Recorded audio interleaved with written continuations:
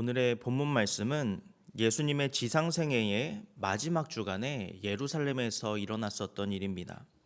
예수님께서 스가랴 9장 9절의 말씀을 성취하기 위해서 나귀를 타고 예루살렘에 막 입성하셨을 그 당시였습니다.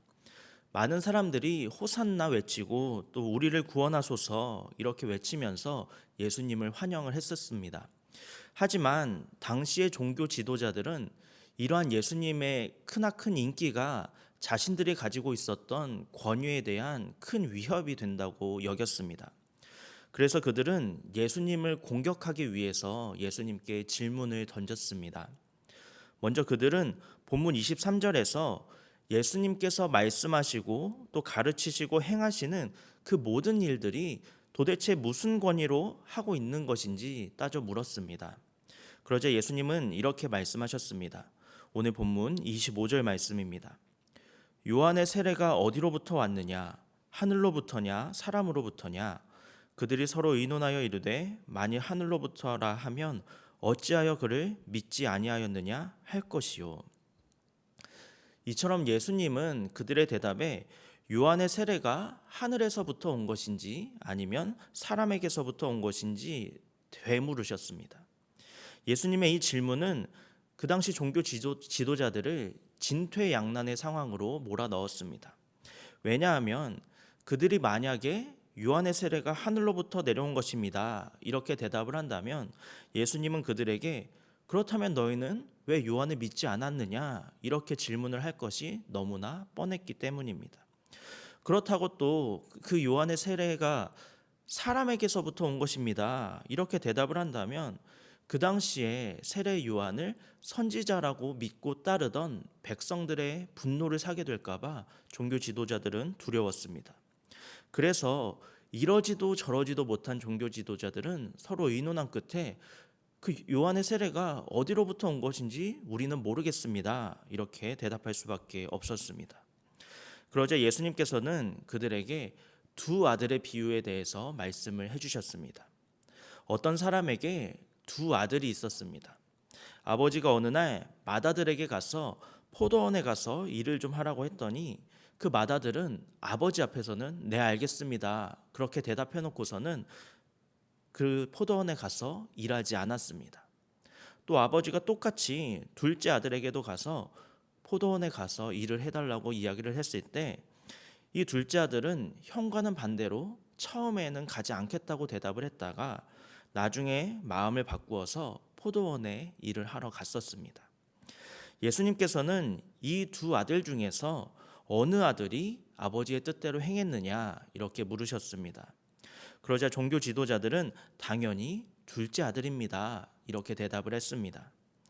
이러한 종교 지도자들의 대답을 들으신 예수님께서는 세리와 창녀들이 너희보다 먼저 하나님의 나라에 들어가게 될 것이다, 이렇게 말씀을 하셨습니다.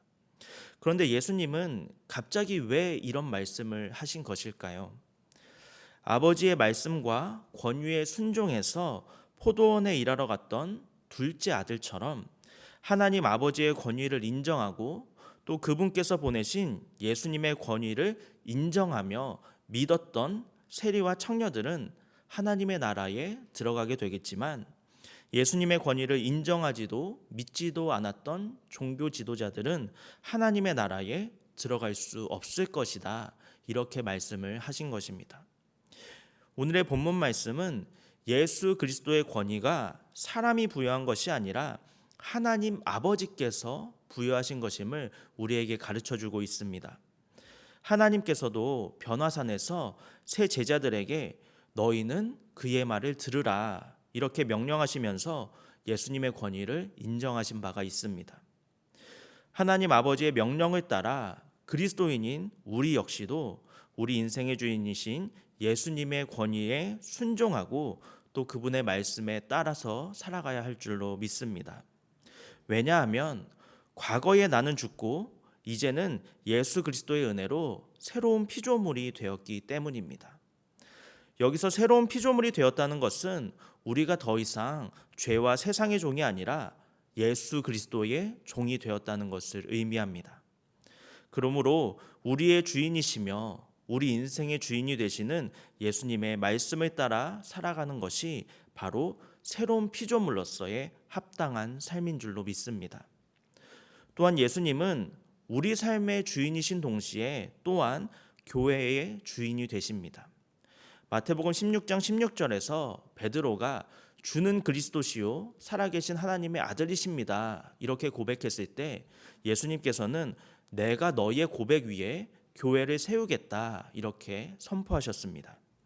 그러므로 교회는 교회를 세우신 예수님의 소유이며 예수님께서 교회의 머리가 되십니다. 그리고 교회의 머리가 되시는 예수님은 교회의 결정권자이십니다.